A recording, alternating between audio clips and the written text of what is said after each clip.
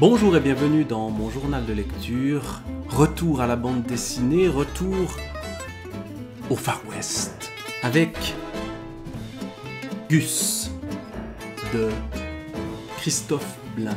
Voilà la première bande dessinée d'une série de 4.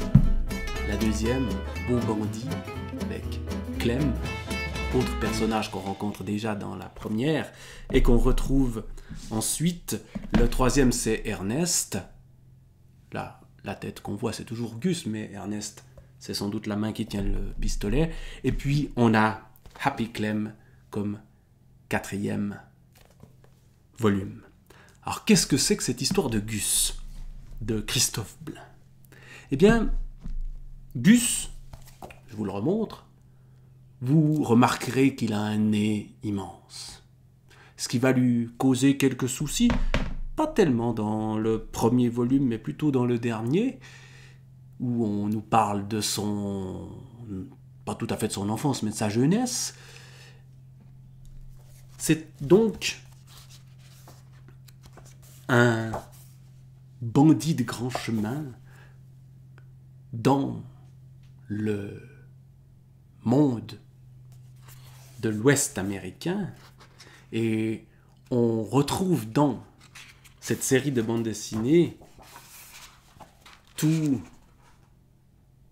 l'imaginaire des cow-boys.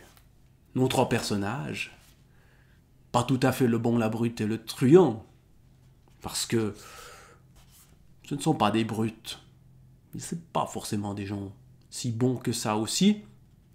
Des truands, oui quand même. Mais surtout, il y a une obsession chez Gus, qu'on retrouve chez les autres personnages manifestés différemment, ce sont les femmes. Et donc, on va le voir en charmante compagnie, mais complètement omnibulé par elle. Et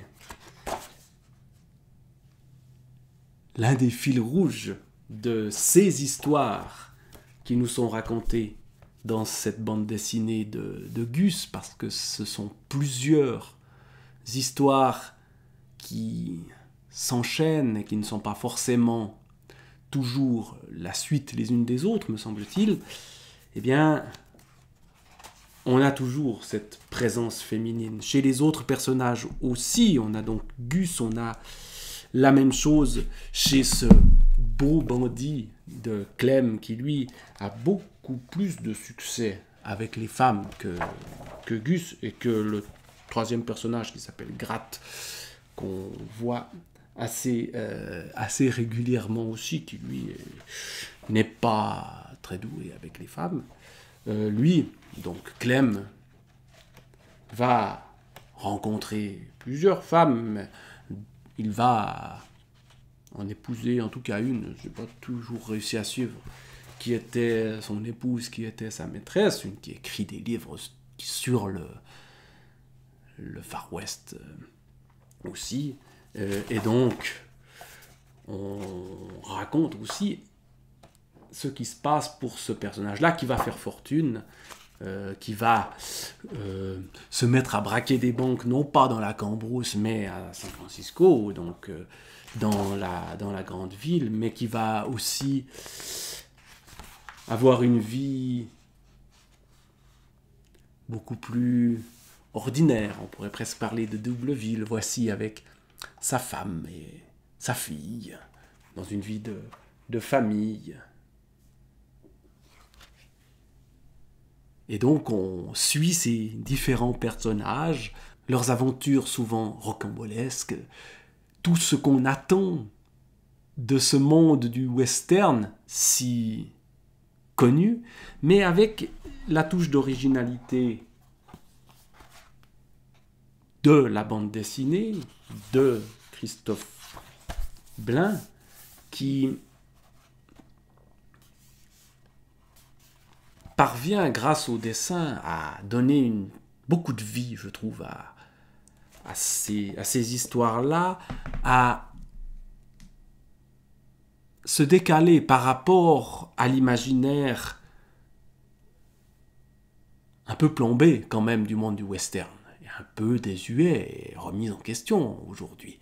Eh bien, dans ces bandes dessinées-là, ces personnages de gros durs, de truands, mais qui parfois tout d'un coup vont se ranger. Je crois qu'à un moment donné, Gus devient shérif même. Bon, ça va pas durer. Ben, cette bande dessinée les rend humains, les montre faibles, les montre amoureux, les montre ayant peur, les montre dans des situations parfois ridicules.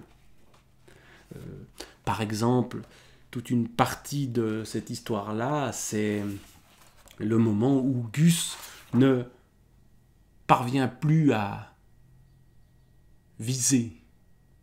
C'était le meilleur tireur de l'Ouest, un peu une sorte de Lucky Luke, mais d'un Lucky Luke devenu un peu minable quand même, surtout au moment où il n'y parvient plus et il n'arrive plus à dégainer et à tuer comme il le faisait auparavant. Avec en plus des difficultés qu'il a avec les femmes, ça n'ajoute pas à la gloire du truand de l'Ouest. Au contraire, ce sont des personnages assez minables, assez ridicules, comme je le disais auparavant. Mais il y a aussi, surtout, je trouve une richesse dans le dessin, dans la couleur,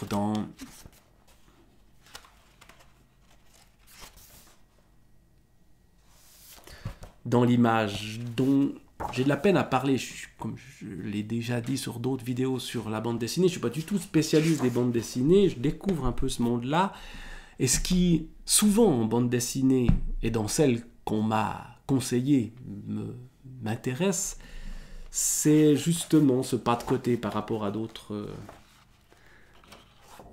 genres. C'est cette originalité par le côté image, où on représente les pensées ou les rêves des personnages, par exemple.